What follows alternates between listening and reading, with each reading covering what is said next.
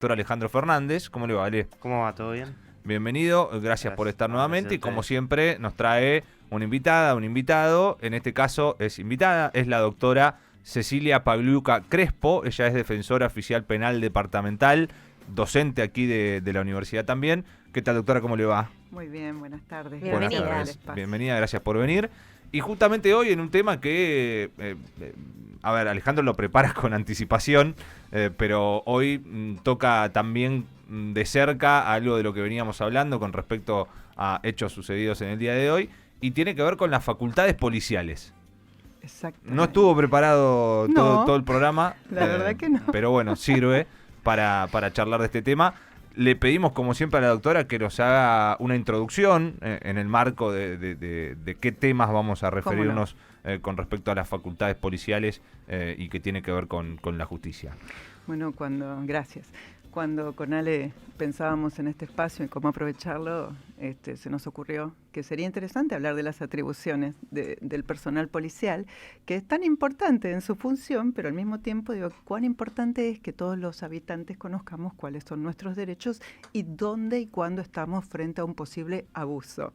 Esto sí es casual con la circunstancia, con la contingencia del día, pero sobre todo yo había pensado, partir de la base de que todos tenemos que tener muy claro que hay principios constitucionales que a nosotros nos preservan en nuestra intimidad, en nuestra libertad de locomoción, en nuestra posibilidad de no tener que sufrir ningún abuso ni de una autoridad ni de otro particular. Ahora, eso surge claramente de la Constitución, pero son derechos relativos. Esos derechos relativos están limitados y reglamentados por leyes del Congreso, entre esos nuestros códigos de procedimientos, las leyes que organizan la policía. Y de esas leyes surge con mucha claridad que, así como nosotros hablamos que legisla el Congreso y un presidente o presidenta puede sacar decretos en necesidad y urgencia, que de hecho está en esos términos en la Constitución, lo cierto es que las órdenes para limitar tu libertad, la mía, tu intimidad, para tener injerencias en esas esferas protegidas, las tiene que dar una autoridad que está indiscutible, que es la autoridad judicial. Entonces, para que la policía pueda hacer esas intervenciones, tiene que haber también necesidad y urgencia. Entonces, es importante que nosotros conozcamos que no puede el personal policial sin orden ingresar a un domicilio, no puede el personal policial registrar tu cuerpo, tu ropa, tu mochila, tu cartera, ni tu vehículo sin orden, y no puede privarte de libertad sin orden judicial. Esa es la regla genérica, salvo algunas excepciones de las que si les interesa podemos conversar. Vamos a conversar porque... Interesante esto y igual, es importante porque uno... en la calle, por decir, porque muchos de los eventos que vos mencionaste ocurren en la calle, Sí. no hay un juez, ¿no? La autoridad en la calle para las transeúnte, personas claro. es la policía, Es la policía, ¿no? Y lo que dice exacto. la policía es la ley en ese caso, Tal cual. salvo que uno conozca realmente y para eso está este tipo de espacios. ¿Qué es lo que se puede, lo que no se puede o cómo se debe Claro, proceder? es importante conocerlo, porque el otro día en el aula es gracioso, si se puede decir gracioso o trágico, cuando uno de los alumnos me dice, yo lo comentaba, hablábamos de estos temas cuando mencionamos garantías, yo le decía, bueno, porque tiene derecho a decir, a oponerse a tal diligencia, y me decía, profesora, cuando yo digo que me opongo ya tengo las esposas puestas, me dijo uno de mis... Y probablemente tenga razón. Digo, Sí, sí. Claro. muy bien, pero por lo menos sabrá detectar que hay abuso o no hay abuso. Entonces, más allá de lo tragicómico de la anécdota áulica, lo cierto es que estamos hablando de qué situaciones son las excepciones. Situación de flagrancia. Flagrancia, el famoso delito con las manos en la masa. Cuando enganchan a alguien que está cometiendo el delito, que viene de cometerlo o que todavía lleva algo consigo o está siendo perseguido. Esas son las situaciones en las que vos decís, ahí estás en una flagrancia. Es más, hasta un particular puede hacer una detención en una situación así. No necesariamente... Imagínate, si no actúa la policía, no se descubre el delito ni se puede enjuiciar al autor o autora. Ujú. Esa es la primera excepción. Después, por ejemplo, hay otras situaciones en las que, por supuesto, si cuentan con una orden judicial. Si hay un juzgado que está ordenando tu detención, tu captura, obviamente el policía la va a ejecutar y vas a quedar a disposición de la justicia. Pero a un juez se le pide motivos, que lo escriba, y que entregue la orden. Entonces imagínate que para que eso suceda en la vía pública y con la prontitud con la que tienen que resolver, definitivamente el personal policial tiene una tarea difícil, que es la de rápidamente determinar si hay motivos suficientes. ¿Por qué? Porque la otra posibilidad también es cuando te detienen por una averiguación de identidad. La famosa averiguación de antecedentes, el AA, que conocíamos antiguo, ahora le dicen averiguación de identidad, y está regulada en todas las jurisdicciones. El tema es que uno cree que simplemente te pueden interceptar para decir, ¿cómo te llamás? Mostrame el documento. Pero lo cierto es que no es solo esa inquietud que puede obedecer a una mera intención, bueno, voy a ver quién es esta chica. No, tiene que haber además alguna actitud, alguna conducta, tiene que haber algo exteriorizado, algo ostensible, algo perceptible por los sentidos, que no sea nada más que mi olfato por la cancha que tengo de andar en la calle, o por el olfato policial, o por mi intuición. No puede ser íntimo, no puede ser un prejuicio sobre todas las cosas. Exacto. Entonces, por eso, de hecho, ¿saben qué pasa? Que en estas cuestiones no solamente es la responsabilidad individual del funcionario y el juego entre la necesidad de perseguir y descubrir delitos, sino también la responsabilidad del Estado detrás de la actuación de todos los funcionarios. De hecho, la Argentina resultó condenada como país por la Corte Interamericana por procedimientos abusivos que, por ejemplo, datan de la década de los 90, en donde de pronto se detuvo a una persona porque el personal policial, se corroboró que el olfato era bueno, porque en principio se lograron secuestros de material estupefaciente o de armas, pero los procedimientos se habían basado en aspectos estigmatizantes, como por ejemplo, no estás vestido de forma acorde a la zona en la que estamos, o te noto nervioso, Alejandro.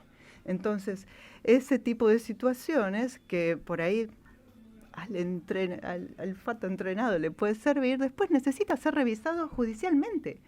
Porque si al juez le piden, si a una jueza le piden que escriba y que fundamente por qué te manda a detener o por qué manda a revisar tu casa o tu mochila, con más razón el personal policial también tiene que tener un fundamento ostensible, visible, que no puede ser un pálpito. Claro. Vos lo dijiste. Excelente. Ahora, hay algunas cuestiones a tener en cuenta. Eso se tiene que plasmar en un documento. ¿Por qué? Porque eso puede ser revisado judicialmente a posteriori. Por eso no pueden quedar impectore, como le dicen en los fallos, no puede quedar en la intimidad del funcionario los motivos que lo llevaron a actuar. Y hay una salvedad importante. Cuando se trata, ¿vieron cuando vamos circulando en el vehículo y estamos en operativos públicos de control vehicular o motivados en políticas? Sí. ¿Vieron que a uno le llama la atención? Es ahí cuando vos vas circulando y que ves que muchos hacen... y a otros nos entregamos o entregan y te frenan. Bueno, esa dinámica de operativos, ahí hay excepciones. Ahí es como que dicen, en ese contexto... dicen los códigos de procedimiento, te pueden revisar el vehículo, te pueden revisar tus cosas, porque están en el marco de un operativo de control basado en políticas de seguridad. Pero hay una contradicción ahí también, porque es como que si me enganchan individualmente, rige mi protección constitucional, al punto tal que sin motivo no pueden. Pero en un operativo, cuando es masiva, la revisión, en cambio, sí está permitido. Entonces hay yo entiendo, se trata de política de, por ejemplo, procurar desterrar la aportación ilegal de armas, procurar luchar contra el narcotráfico. Se entiende que son políticas importantes en materia de seguridad.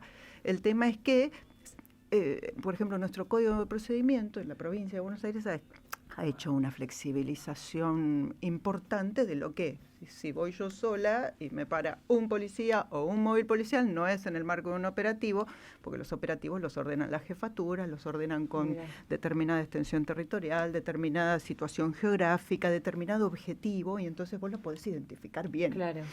Y entonces hay ahí una cuestión polémica para determinar, pero bueno, siempre es importante poder detectar aquellas situaciones en las que podemos estar ante abusos. En esas situaciones que mencionás, por ejemplo, en muchos controles policiales de los autos automovilísticos, suelen suceder cosas dudosas, por lo Claro. menos, ¿no? Digo, he escuchado muchísimas personas que han denunciado cuestiones como, por ejemplo, no sé, por tener alcohol en el vehículo.